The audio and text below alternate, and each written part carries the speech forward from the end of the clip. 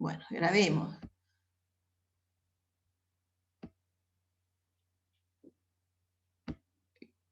¿Ahora está grabando? Pues no me veo la opción. Oh, Sí, sí. ahora sí, bueno, por fin. Bueno, vamos sigamos entonces. Menos mal que los tengo ustedes, que me van avisando. Bueno, entonces estábamos diciendo que el Estado benefactor es un concepto que lo tienen que tener claro porque va a aparecer en otros momentos de la cursada y va a explicar algunas de las cuestiones que van sucediendo a nivel social y político que se reflejan en la educación. A mediados de los 70, de 1970, el Estado benefactor tiene un quiebre, cae. ¿A partir de qué? De la crisis mundial que se llamó crisis del petróleo. Digamos, los efectos que pasan en otros lugares del mundo tienen repercusión en América Latina. Hay una subida del petróleo que los países árabes van a tener una política hacia, digamos, dirigida hacia los países de Estados Unidos, que era la que consumía mayor cantidad de petróleo a un precio muy bajo, se unen los países árabes para subir los precios. Esto produce un desequilibrio en la economía de Estados Unidos y tiene efectos en el resto del mundo, por supuesto en los países dependientes como el nuestro y otros países del mundo. Y por primera vez las políticas proteccionistas, que se llamaron políticas keynesianas, porque fueron pensadas a partir del economista Keynes, estas políticas que en 1930 a partir de 1930 empiezan a tener auge en el mundo, caen. ¿Esto qué significó? Que el Estado se empieza a retirar de las responsabilidades sociales. Entonces, todo lo que tiene que ver con políticas públicas de tipo social empiezan a caer. Esto tiene un impacto, por supuesto, en nuestro país, como lo veníamos diciendo, y que se asume digamos, un estado muy crítico a partir de 1975. Y ahí esta tendencia que se daba de un crecimiento, más o menos la economía estaba en un momento de crecimiento, empieza a tener una recesión y se estanca lo que es la industrialización. Fíjense que ya estamos hablando de una cuestión que después empieza a tener como una caída que parece que no puede parar, ¿no? Hacia los años 70 nuestra economía más o menos estaba equilibrada. A partir de los años 70 comienza a haber un quiebre en la economía con sus efectos sociales y económicos. Y a partir de los 90 ingresamos a un nuevo tipo de Estado. Ahí sí podemos hablar que Filmus dice un Estado postsocial, que algunos autores lo llaman Estado neoliberal o neoconservador. Y al mismo tiempo se va a dar una especie de pesimismo, de no creencia del aporte de la educación a la economía. Y se empieza a dar una cuestión de teorías, aparecen teorías de la educación en la que van a decir que la educación va a ser de alguna manera reproductivista de las desigualdades socioeconómicas, que eso ya lo habíamos visto antes, ¿no es cierto? Bueno, Filmus nos va a hablar, va a focalizar en 3 momentos en nuestro país para analizarlos. El gobierno peronista del 73 al 76, el gobierno militar del 76 al 83 y el gobierno radical que significó la recuperación democrática para nuestro país, que es a partir de 1983 a 1989. Se dan distintas políticas desde lo que vamos a focalizar, que es la educación. Para que son, y en este periodo vamos a estudiar estas políticas que llegan hasta el auge del Estado postsocial, en los 90. Los 90 podríamos decir que ya estamos hablando de la hegemonía de las políticas neoliberales. Bueno, acá les seleccioné 3 fotos, ¿no? Acá vemos al regreso de Perón, después de esos años de proscripción, que fue, el peronismo estuvo proscripto por muchísimos años, y esto, ¿qué significó? Que a pesar de haber habido elecciones, el peronismo no se podía presentar. Esto también dio digamos, un perfil bastante especial a lo que significó la política en nuestro país, porque estar proscripto un partido, ya sea cualquiera, en este caso el peronismo, significaba de alguna manera una coerción a la democracia. El regreso de Perón fue como había muchas cosas en juego, ¿no? Porque la proscripción causó resentimientos, causó heridas en lo que es la tradición política de nuestro país. Con el regreso de Perón se van a dar muchísimos fenómenos, ¿no? Hay una facción que era la izquierda, que también ingresa en cierta ilusión con respecto al peronismo. Por supuesto estaban los sectores peronistas más tradicionales esperando este regreso. Y bueno, esto significó un momento muy especial para nuestro país. Bueno, ahora nos vamos a focalizar un poco más en esto. Bueno, el gobierno militar, la dictadura militar sangrienta del 76 al 83, donde todos y todas conocemos lo que significó como un drama, un trauma social, y por supuesto que tuvo su reflejo en la educación, y luego el gobierno radical del 83-89, que fue como una ventana de aire fresco a esos años tan oscuros de la dictadura militar. Se aplicaron políticas muy diferentes en estos 3 periodos, y por eso Filmus las va a diferenciar en este texto. Y les va a poner un nombre para darle cierto cariz y cierta característica. Va a decir que la política desarrollada desde el 73 al 74, que fue el periodo en la que se desarrolló las políticas peronistas, fue la educación para la liberación, así la llama él. Del 74 al 83, la educación para el orden, y la del 83 al 89, la educación para la democracia. Y ahora vamos a ver por qué titula o nomina de esta manera a cada uno de estos periodos. ¿Qué significa la educación para la liberación? Acá hay como un giro en cómo se ve la educación. Va a tomar un cariz no economicista, se va a apartar de esta mirada economicista, sino que va a pensarse la educación como un instrumento para concientizar sobre la necesidad de que seamos un país alejado de las políticas mundiales de tipo dependientes, digamos, va a poner otra vez el acento a esto de proyectos nacionales, populares, que piensen en nuestro país desde nuestras posibilidades y no tener una dependencia del imperio, ¿no? En este caso, en referencia a Estados Unidos, ¿no?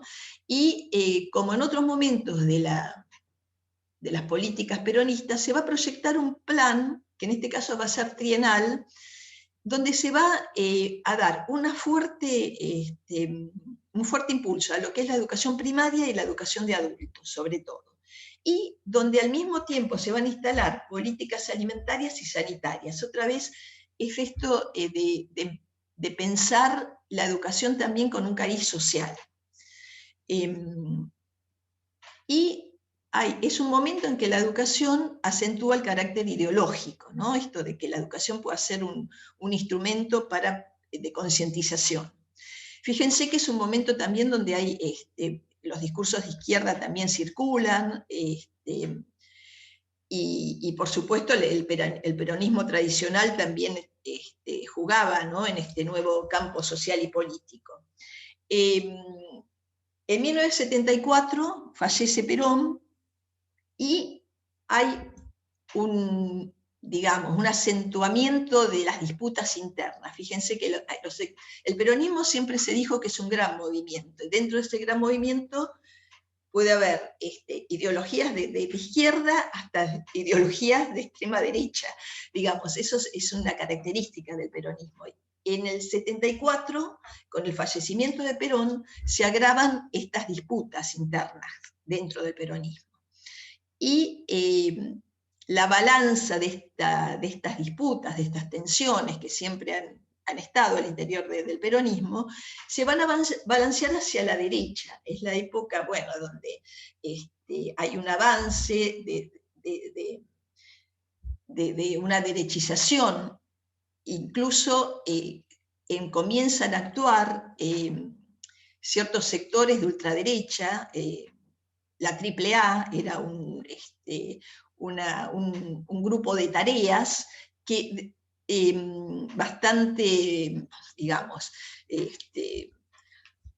represivo, empiezan a haber persecuciones. Es un momento del país muy convulsionado, donde estas persecuciones empiezan a hacerse visibles, y también se refleja en las políticas educativas, y que dan un giro hacia el disciplinamiento, con digamos, en ese momento se le da, digamos, la cartera de educación al ministro Ivanisevich, que ya había tenido actuación en otro momento del peronismo y que tenía una ideología de derecha. Entonces, digamos, hay como una intención de disciplinar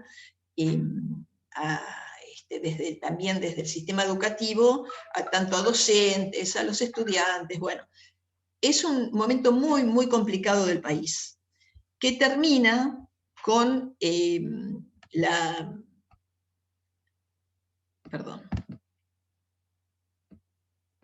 termina con el golpe de Estado del 73, que va a comenzar con un periodo muy oscuro, pero muy oscuro de nuestra sociedad. Todos conocemos lo que fue la dictadura, lo que significó el trauma social para nuestra sociedad, con los 30.000 desaparecidos, con grupos de tareas que secuestraban, torturaban,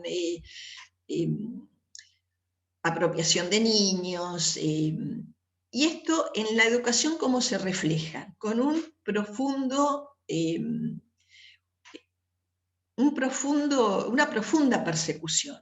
Fue un momento donde hubo persecución ideológica, digamos, hubo un desmembramiento de lo que se había armado en cuanto a la educación, digamos. A nivel universitario, bueno, hubo cesanteos de docentes, muchos docentes fueron desaparecidos, otros tuvieron que emigrar. Realmente significó una época muy oscura. Y el papel de la educación en ese momento era, digamos, asume un papel de disciplinamiento. Se desmantelan los centros de estudiantes, de alguna manera también penetra un clima de terror también adentro de la educación, porque estas cuestiones de compañeros que iban desapareciendo, dirigentes gremiales desaparecidos, por supuesto los sindicatos se tuvieron que desmantelar, no había sindicatos docentes, no había centros de estudiantes. Este clima de terror penetraba en las instituciones educativas porque se empezaba a conocer de que compañeros habían desaparecido, había una censura en cuanto al material bibliográfico, fue la quema de libros, fue la época en donde había listas negras en cuanto a qué, digamos, a qué material se podía circular y cuál no, qué autores, por ejemplo, Paulo Freire no se podía trabajar adentro de la universidad. Hubo una persecución con los libros hasta para niños, por ejemplo, libros de María Elena Walsh o de autores para niños no podían circular dentro de de las escuelas ni primarias ni secundarias. Por supuesto el cine, el arte, sufrió también toda esta persecución. Fue una función coercitiva de la educación, fue constante, fue controladora, y digamos, el fin era controlar el comportamiento de los sujetos actores de la educación. Hay una película que no sé si ustedes la vieron, que es muy interesante, que se llama la mirada invisible, que se desarrolla en el Nacional Buenos Aires, en una escuela secundaria. ¿Alguno la vio? ¿Alguno de ustedes la vio? No. Bueno, yo se las recomiendo. Es una película argentina, es muy interesante porque se desarrolla en los últimos años de la dictadura. Y la protagonista es una preceptora de escuela secundaria, donde tiene de alguna manera el mandato, y lo asume por sus características de personalidad, de controlar absolutamente todo lo que va sucediendo en esta escuela. Y fue realmente da, digamos, la película una idea del clima de control y de persecución. Era la época también donde se controlaba, bueno, los chicos tenían que ir con el pelo corto, las chicas con determinadas, se les medía el largo de la pollera, cuestiones así que hoy nos parecen ridículas, pero tenían que ver con estas cuestiones de control, así extremo. Bueno, por supuesto, de nuevo esta cuestión de la meritocracia, ¿no es cierto? Había ingresos, para entrar a la secundaria había un examen de ingreso, o sea que también se estaba restringiendo el ingreso, digamos, masivo, entre comillas, a la escuela, ¿no? Había unos exámenes de ingreso a la secundaria que eran tremendos, eran exámenes que dejaban afuera a muchos chicos y de muchas chicas, ¿no? También esto del terror, la denuncia al compañero, fomentar la delación, ¿no? Y produce mucha enfermedad estas cuestiones. Enfermedad en cuanto a romper los lazos solidarios, ¿no? Por el miedo, por el terror. Bueno, sabemos todos que estudiantes fueron desaparecidos, fueron perseguidos, bueno, todos conocemos la noche de los lápices, con este intento de los estudiantes secundarios de reclamar por el boleto estudiantil. Esas cuestiones no se podían llevar adelante, ¿no? Ningún tipo de reclamo. Esto realmente fue muy traumático para la sociedad argentina. Obviamente hoy tenemos, ¿no es cierto?, las consecuencias de esos años. Yo recuerdo estar en la facultad y que entre nosotros por ahí corría por ahí cierta información de que teníamos compañeros que estaban como infiltrados para hacer buchones, digamos, para captar a ver si alguien tenía alguna ideología que se alejaba, digamos, del oficial, ¿no? Entonces había mucho miedo, ¿no? Realmente historias que eran terroríficas, ¿no? Es como que si ustedes están en un grupo cursando y empiezan a tener sospechas del compañero que tenían al lado, entonces, no sé, ojo con lo que hablás, con lo que decís. Y realmente no fue un rumor, digamos, fueron cuestiones ciertas, ¿no? Yo lo he vivido, ¿no? Con compañeras y compañeros, incluso compañeros que por ahí de un día para otro no estaban más, ¿no? Que el tema de la desaparición. Bueno, esto crea mucho terror. Bueno, en el 83, Filmus nos está diciendo que se abre un nuevo periodo, ¿no? Muy importante para nuestro país, y que tuvo las repercusiones en lo que es la educación, que es la educación para la democracia. Entonces, el gobierno de Alfonsín, que asume en el 83, tiene muchas tareas por delante. Hay que también, además de llevar adelante una recuperación económica, porque el gobierno militar también nos había embarcado en lo que fue la deuda externa, hubo también avances de estas políticas privatizadoras, las industrias nacionales se fueron desmantelando, porque al mismo tiempo estas cuestiones políticas iban de la mano de cuestiones económicas, ¿no? La penetración de los grupos económicos de corte neoliberal estaban ingresando también en la vida de los países de Latinoamérica. Esto fue un plan pensado, ideado para digamos, dar vuelta también una economía y el avance de las políticas neoliberales en América Latina. No fue solamente, digamos, un plan de terror y de implantar ciertas miradas de la sociedad, sino que iba acompañado, por supuesto, de temas económicos muy fuertes, ¿no? Esta crisis mundial tenía que de alguna manera ser económicamente endosarla, digamos, a los países periféricos. Bueno, esto significó el golpe, ¿no? En ese momento. Bueno, esta educación para la democracia, el gran desafío era también, además de hacerse cargo de una herencia de estancamiento, de inflación, de desmantelamiento de las industrias nacionales, de desocupación, tuvo que hacerse cargo de construir esa, digamos, mentalidad autoritaria que había dejado esos años de dictadura, porque obviamente tuvo digamos, sus sectores que sostuvieron, tanto civiles, que sostenían esta cabeza o esta cultura, digamos, conservadora y autoritaria. Entonces, había mucho por hacer. Bueno, esa cultura autoritaria había que desmantelarla como forma de vida. Había que, en la educación, entonces, bueno, empezar a rearmar los centros de estudiantes, revisar esto de las normativas. Fíjense que era la época de las amonestaciones. Si ustedes les preguntan a sus padres si han hecho la secundaria, les van a hablar de amonestaciones, digamos, de códigos así, de sanciones, expulsiones ante alguna conducta que no estaba ajustada a la normativa institucional, directamente se expulsaban a los estudiantes. Todo eso había que cambiarlo.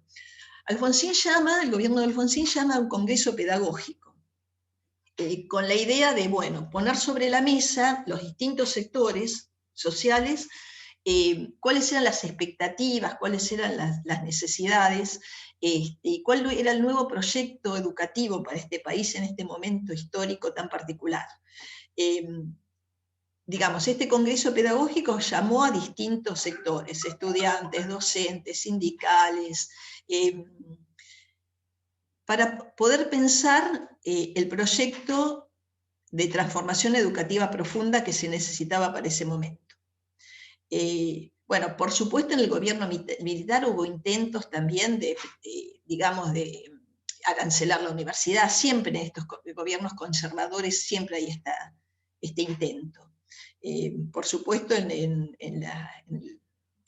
digamos, en el gobierno de Alfonsín, el gobierno democrático, esto se desterró, la idea de arancelamiento universitario o de exámenes de ingreso. Ustedes fíjense que el arancelamiento y los exámenes de ingreso en la universidad siempre son temas que intentan volver a instalar los gobiernos conservadores.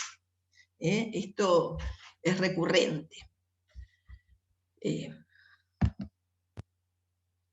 Bueno, esto es muy abuelo de pájaro, pero llegamos a los años 80, donde este Estado benefactor, ya lo habíamos dicho, empieza como a debilitarse, y a pesar de la apertura democrática, estas cuestiones eran difíciles de remontar porque había que rearmar todas las políticas sociales que se habían quebrado con la dictadura. Con los 90, recordemos que en los años 90 ya tenemos el gobierno de Menem, empieza a tomar forma este Estado post-social que ya se venía gestando desde la dictadura, y que por el gobierno democrático de Alfonsín no pudo remontarlo para que podamos de alguna manera fortalecer las políticas sociales. Este nuevo Estado, que se llama postsocial o neoliberal o neoconservador, empieza a instalarse fuertemente en nuestras sociedades. Nos queda 10 minutitos. Bueno. Y bueno, tiene que ver esto con... A ver...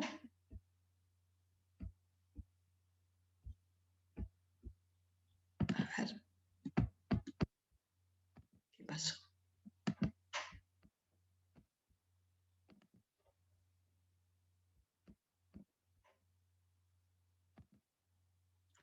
Bueno, se había... Bueno, esto de los 90 y la instalación del Estado, de este Estado postsocial que, por supuesto, empieza a tener sus efectos en la sociedad argentina y latinoamericana, donde se genera mayor pobreza, mayor desocupación. Este Estado postsocial, a diferencia del Estado benefactor, que promovía políticas públicas de corte universal. ¿Qué significa esto? Que los beneficios sociales iban a ser para todos. Digamos, la seguridad social, la posibilidad de tener una jubilación, de tener un trabajo donde las leyes laborales se respeten, empieza a debilitarse. Y un objetivo primordial del Estado postsocial era la relocalización de las industrias de los países centrales. Digamos, empiezan a tener problemas los países centrales y van a transferir el costo de su crisis a los países periféricos. El sector financiero empieza a cobrar importancia.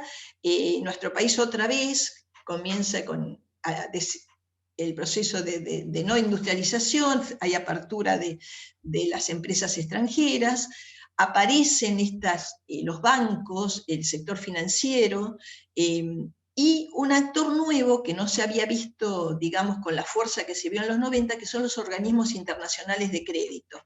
Ahí aparece, digamos, ya había aparecido, digamos, en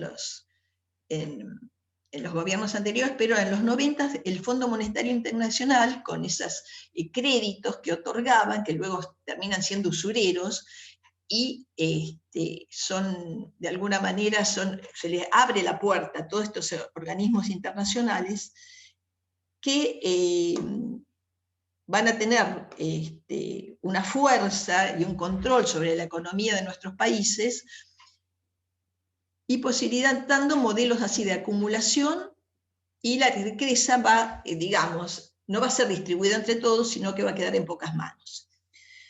Bueno, esto va a tener efectos, este quiebre social y económico en la educación. Fíjense que se empieza a ver la pobreza realmente adentro de las escuelas, digamos, los chicos con hambre, los chicos mal comidos, mal calzados, con un nivel, digamos, de capital cultural devaluado, porque sus familias estaban realmente en situaciones económicas desesperantes. Todo esto va minando, digamos, este sistema educativo, que va sosteniendo como puede, y además esto acompañado de una gran desfinanciación. Digamos, el presupuesto de educación bajó muchísimo en esos años. Entonces las escuelas también se empobrecen en cuanto al edificio, en cuanto a los salarios docentes, a cuestiones que para sostener un sistema educativo fuerte hay que invertir. Bueno, estas exigencias de los organismos internacionales hacen que se desfinancie nuestro sistema educativo, y por supuesto estamos hablando del educativo, pero también lo mismo estaba pasando con la salud, con la seguridad social. Y tiene consecuencias fuertes para la región, ¿no? Esto digamos, se pintó de un cariz de modernización, entre comillas, ¿no? Porque estas cuestiones siempre se pintan lindas, ¿no? Que va a significar mejoras en los servicios públicos, que va a significar un avance para el país, pero en realidad lo que está encubriendo es una política de empobrecimiento, ¿no? de los proyectos nacionales. En el gobierno de Menem se lleva a cabo esta transformación así en forma feroz. Menem asume el poder con otro discurso, digamos, su discurso, digamos, fue engañoso. Muchos sectores peronistas lo votaron con una idea de que iba a llevar adelante un gobierno con características sociales y, bueno, salió con estas cuestiones que por eso digamos, se lo tiene como traidor. Mucha gente cuando piensan en Menem piensa en la traición, ¿no? Porque aparece avalando este tipo de políticas. Bueno, es la época donde se privatizan las empresas públicas de gas, de electricidad, YPF, los trenes, hay un desmantelamiento de todo lo que era el sistema ferroviario, entrega, de alguna manera, no, de alguna manera no, la entrega el capital, el patrimonio nacional a empresas extranjeras para su explotación, a precio vil, ¿no? A un regalo, ¿no? Aumenta enormemente la deuda externa, que nos deja más dependientes aún de lo que ya estábamos, y a partir de la segunda mitad de los años 90 entramos en una crisis económica feroz, que va a terminar en el año 2001 con un estallido social muy grande, donde recuerdan ustedes el estallido de las imágenes en el Congreso, con esos caballos reprimiendo al pueblo que había salido a manifestarse porque ya no daba más, con muertos, bueno, y ahí es ese quiebre, ese estallido del 2001, donde ya la sociedad argentina no daba más. Bueno, esto es a grandes rasgos lo que nos va a plantear Filmus. Ahora cuando nos volvamos a conectar vamos a ver un poquito cómo se traduce estas cuestiones en los 90 en la Ley Federal de Educación. Eso es lo que vamos a ver después que en la próxima conexión que hagamos. Bueno, nos quedan 2 minutitos. Me gustaría que cuando nos encontremos nuevamente podamos entre todos pensar un poco esto. ¿Qué significaron esos años, ¿no? Para la sociedad argentina, para las familias de ustedes, ustedes calculo que eran adolescentes en los 90, y seguramente sus familias fueron impactadas por estas políticas de ajuste. Todos digamos, lo hemos padecido, digamos. También otro trauma social, ¿no? Esto de quedar sin trabajo, de quedar sin coberturas sociales. Ustedes lo pueden asociar a historias de vida de la familia, o de la escuela, o de historias así con sus compañeras, con sus compañeros, de necesidades sociales que eran atendidas también en la escuela, porque, bueno, aparecen los comedores escolares, ¿no? En escuelas que antes no tenían comedor, la educación tuvo que hacerse cargo del hambre de los chicos, ¿no? Y aparecieron los comedores escolares, las meriendas reforzadas.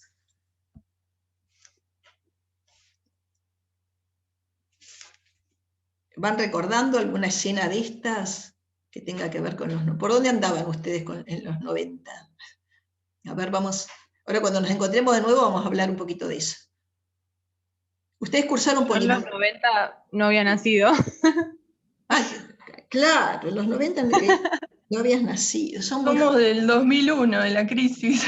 Tenés razón. Claro. Bueno, la pasaron la crisis, claro, claro. Ustedes Sí. en la secundaria, claro, son muy jóvenes. ¿Qué estoy diciendo? No, Son re estamos en jóvenes. segundo, egresamos hace 2 años. Claro, En 2019, claro. son muy jovencitos, tienen razón, jovencitos. Ustedes en la secundaria, claro, claro, no estaban ni ahí.